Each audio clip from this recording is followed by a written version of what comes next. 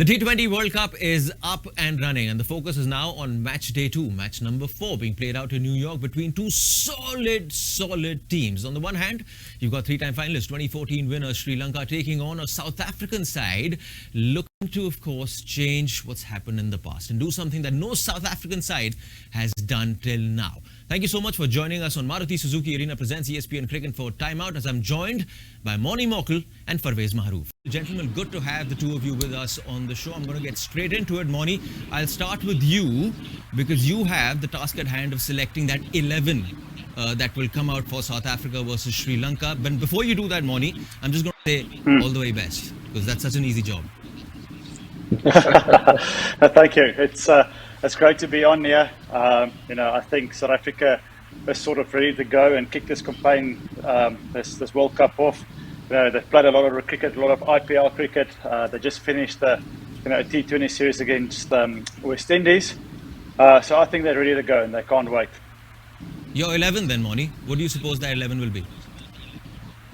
Well, I think they will go and play as much as experience as possible in that first game. Obviously playing against Sri Lanka is a quality team, a dangerous team on their day. They will tap into the experience. So I'll go with Quinton de Kock at the top with Reza Hendricks. I think Reza Hendricks is just the guy who's in excellent form. He's hitting the ball nicely. He scored runs in the warm-up games. 3 will be Markram, Miller at 4, 5 Klaasens, Stubbs, Jansen, and then it's in between sort of Maharaj and Samji. Samji is fit. I believe he's got an ankle issue. But, they'll look after the spin department. And then we're going with the quicks of Rabada, Nortje, and I'm going to bring in Otniel Baartman. I think Otniel Baartman in the SA20 was excellent with the new ball. He's a wicket taker at the new ball, and he bowls exceptionally well to death. So, that will be my 11. Which I think gives them a lot of balance. It gives them a lot of firepower with the bat. Guys that can rotate the strike there in the middle. We think that Sri Lanka is going to bowl a lot of spin. So I think it's a very balanced 11 what I've picked here tonight. Yeah, I guess, Parvez, when you have those embarrassment of riches and you're choosing an 11, so you're always chasing balance. From a Sri Lanka point of view, is it that tough for you to pick? Not really. I think if you look at the history in the last 5 months or so, Sri Lanka have been playing Zimbabwe, Afghanistan at home and Bangladesh away. And that's 9 games over there. And the combination have been the same, which is 5 batters, 3 all-rounders and 3 bowlers. And I don't think any reason why Sri Lanka should change it. So I reckon it's going to be 5 batters starting from the top. For me, it's going to be Kusal Mendis, Pathum Nissanka. At number 3, it's going to be Kamindu Mendis. Young man who made sure that, whenever he got the opportunity, I've scored runs. So he's a very good young player. At number 4, it's going to be experienced Dhananjay De Silva or Sadira Samaravikrama. Looking at the warm-up games, Dhananjay was given an opportunity at number 4 against a game against Netherlands. He scored some runs. So I think he might get the tick ahead of Sadira Samaravikrama at number 4. Number 5 will be Charith Asalanka. He has cemented his place at 5 in one days as well as a T20.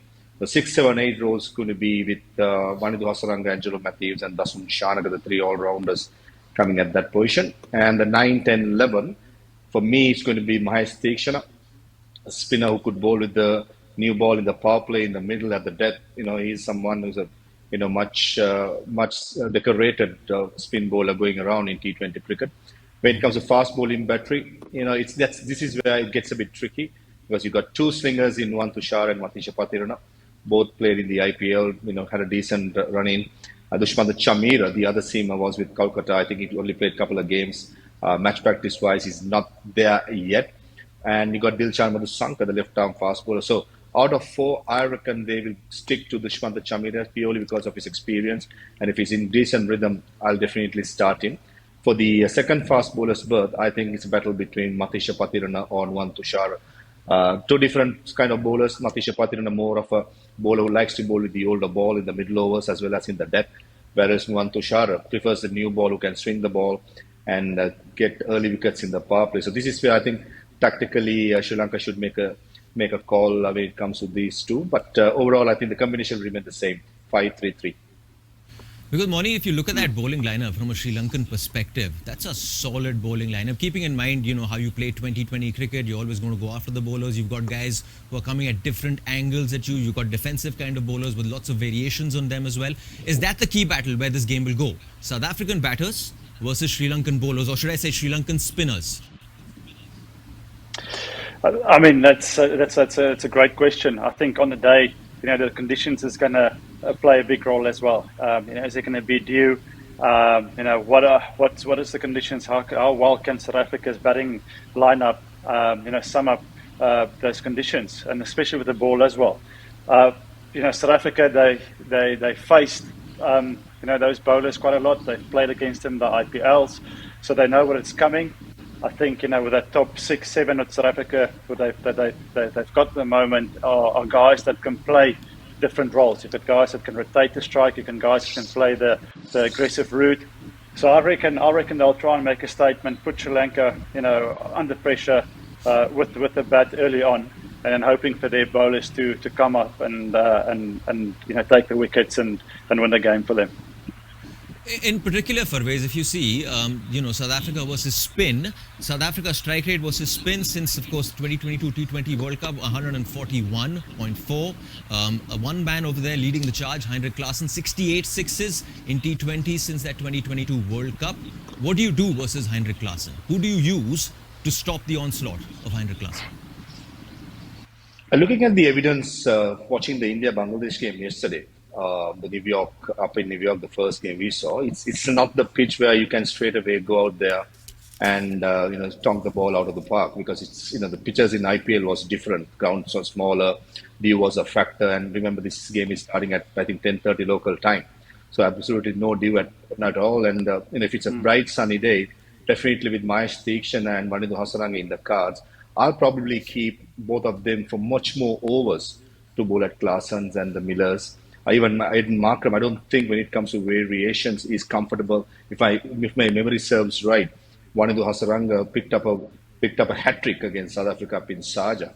So those are the little memories Wanindu will have, and I'm sure Wanindu's 4 overs is going to be crucial. I think he will be a wicket-taking bowler, and it's going to be a battle of nerves against knowing which bowler to use against which batters. For example, if Dhananjay De Silva, gets a go in the playing 11, don't be surprised if he takes a new ball against Quinton de Kock, because that's something that Sri Lanka has done it in the past against Quinton de Kock, bowling the off spinners, and Dhananjay's only option when it comes to off spinner. So I reckon first game of important World Cup is very crucial how you start. And for Sri Lanka's perspective, they just need to have proper plans against a good quality side. On paper, South Africa definitely looks stronger. Man to man, I think they are the clear favourites going into this game, if you ask me. But if Sri Lanka plays their cards right, if they use the right bowlers against the right batters, and tackle the pace against Nokia and Rabada, I think Sri Lanka can give a good fight to this experienced South African lineup. Moni, because Parvez is referring to Quinton de Kock over there, and a lot of people are basing what South Africa is doing, going by how they were playing in the IPL, and pitches pretty different from what we're going to be seeing now in America and the West Indies. You suppose the onus is on someone like Quinton, who can play the situation, as opposed to coming in and just going slam bang all the time? Yeah, I reckon Quinton is experienced enough to adapt whatever the conditions will bring on the day. I feel Reza will also take a lot of pressure off him as his opening partner. And then also they've got a settled batting lineup. Knowing that you've got a David Miller, heaps of experience, you've got a Stubbs who's sort of finding his way international cricket playing well, that will take a lot of pressure off Quinton. And Quinton, he was hitting the ball well during the IPL. Just he needed a bit of luck, I felt. With in certain innings, small things needed to go his way. But yeah, I think he's a guy that's worked extremely hard against with his game against spin. And he'll be the man that will pace that innings for South Africa and hopefully get him off to a good start, and then allow Heinrich and Stubbs and Marco and David just to come and take the game away towards the back end. Yeah, those are big match players like Parvez, because if you have to go and win a World Cup, perform in a World Cup like in this format 2020, you've got to have those big game players, those match winners with you, and none more so than Banendu Hasaranga. He's got highest wickets in the last 2 editions of the T20 World Cup, and Sri Lanka would be hoping the same in this one as well from him. I think if you take the all-round package of Banendu Hasaranga, it's an interesting one. With the ball, we all know what he's going to give you. He's going to give you that wicket-taking ability in the middle overs, and he's someone who likes to take wickets. He's not someone who's going to bowl at you, trying to contain you. He's trying to get you out. So I think that's a good aggression to have. And especially in the last 5 months, ever since he started captaining this T20 side, he's been very aggressive. So that's what I like about him. He's been very aggressive with the ball, even with the bat. Don't be surprised if he plays that floater role, batting at even number 4, 5. Sri Lanka gets a good start, coming and giving some emphasis to the run rate. So that's something that he has taken that responsibility in the last 3 series. So it's an interesting package. Even in the field, he's someone who wants to be out there where the ball comes most of the time. When he's in the middle overs, he will be at long on, mid wicket, long off. Showing his aggression. So I reckon Banendu Hasaranga, the full package, is going to be very crucial for this World Cup. And also, I think it's going to be important for Sri Lanka to have a good start. I think if you take the record in the last couple of years, the top order batting has been a bit of a disappointment. But when they got it right, most of the time Sri Lanka has come out victorious. So I reckon when you think of all those lines, even Kusal Mendis's role is going to be very, very important. If he has a good World Cup while keeping wickets and opening the batting, I think Sri Lanka could spring in few surprises. Introducing the epic new Swift. Time to go Swifting.